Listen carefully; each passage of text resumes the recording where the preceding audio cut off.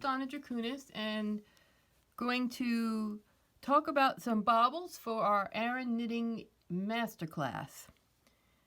So we're doing Aran sweaters, and part of Aran knitting traditionally is bobbles, which means little lumps like this. These are some bobbles that I made for my Europa shawl knit along, and you can look that up if you want to see them. These are Estonian noops, different ways to make Estonian noops that are not usually done in Aran knitting, but if you like these better than a regular bobble, you can substitute them. Let me show you why, and then I'll show you my favorite ways to knit bobbles.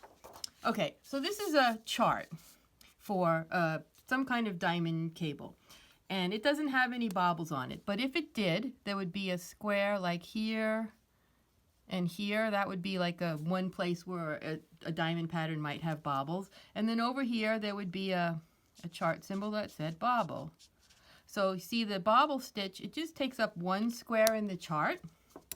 And then somewhere else in the instructions tells you how to make the bobble. So you can substitute any bobble instructions you want, because it only takes up one stitch in the chart. You get up to there, you make the kind of bobble you want, and you continue on.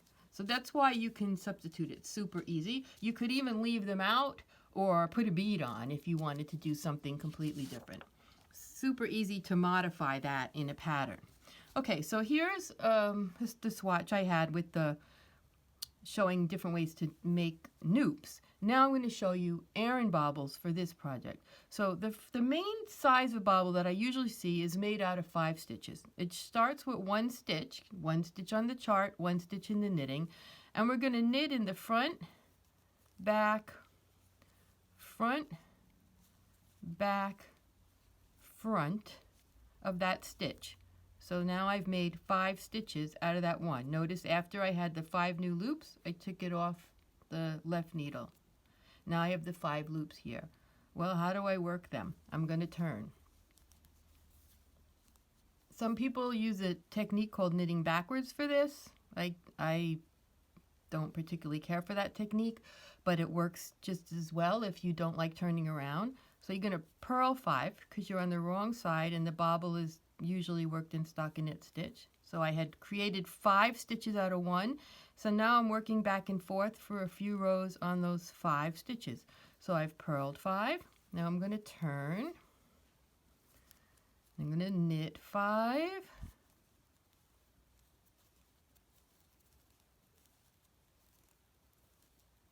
Purl 5.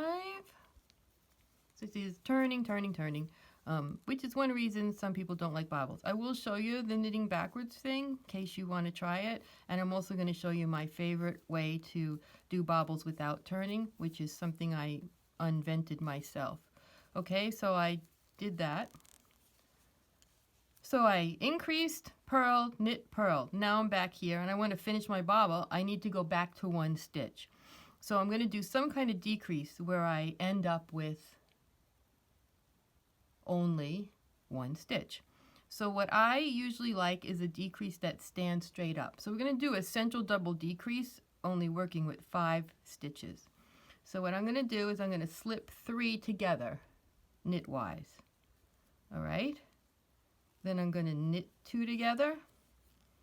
Then I'm going to pass the 3 stitches over. And don't worry if you can't do them all at once. You can pass them over one at a time. That's what I usually do, because trying to grab all 3 of those and pass them over can be a pain in the neck, and you can be afraid to drop stitches. Get that one done. Let me knit a couple more stitches. And there is a nice big pretty bobble. Okay? Now I'll show you my favorite way, and then I'll show you knit backwards. But I think after you see my favorite way, you might not even care about the knit backwards. I'm going to come up to a break in my yarn. Just ignore my knot. I'm not going to do a spit slicing or anything fancy for doing the video. I'm just going to knit past the knot, okay, which you would not do in your real knitting. Okay, so I'm going to do knit, front, back, front, back, front. Okay, now, well, I don't want to turn and purl, and I don't want to knit backwards. So what am I going to do? I'm going to slide these stitches back onto the left needle.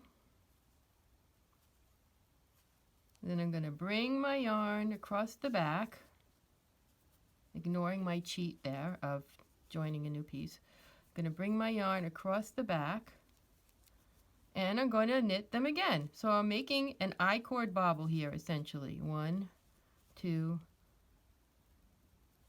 3, 4, 5. That was the equivalent of the first purl row of what I did before. We have 3 rows in the bobble between the increases and the decreases. So I'm going to slide them back again. So this would be my middle knit row on the original bobble. So row 2 after the increases. And you don't have to work this number of rows. You can make up whatever you want, but this is the traditional way you see a lot.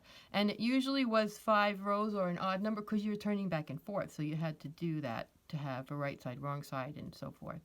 Okay, so here I'm going to do it one more time.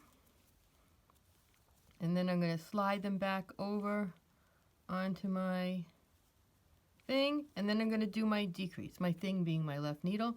And now I'm going to do my decrease. So same thing, I'm going to do slip 3, knit 2 together, pass the 3 slip stitches over, and just to show you, you can do it all at once if you want. And there you have another big bobble. Let me knit another couple stitches so you can see it laying flat. Another big bobble without turning. Okay, so now the knit backwards thing. We're going to start out the same way, knit front, back, front, back, front. Okay, so now basically I'm a picker. So I have my yarn in my left hand.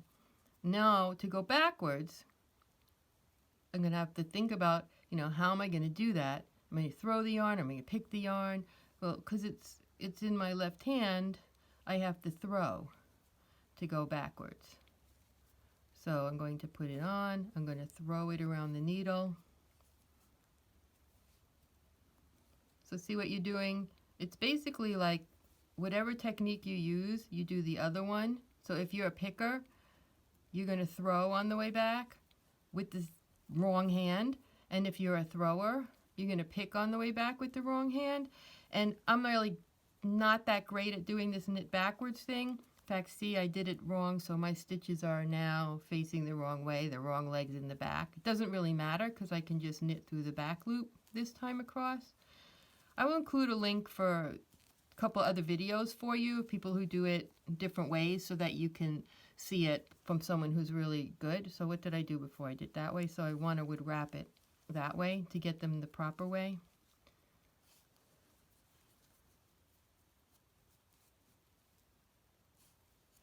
So it's almost like if you're a right-handed person, you're knitting lefty for this knit backwards thing because you're going completely mirror image. I'd rather do the I-cord thing than that, but see, it works just the same. And then when you're done with how many rows you want, traditionally being 3 between the increases and decreases, you can do your same decrease, pass the stitches over one at a time or all at once,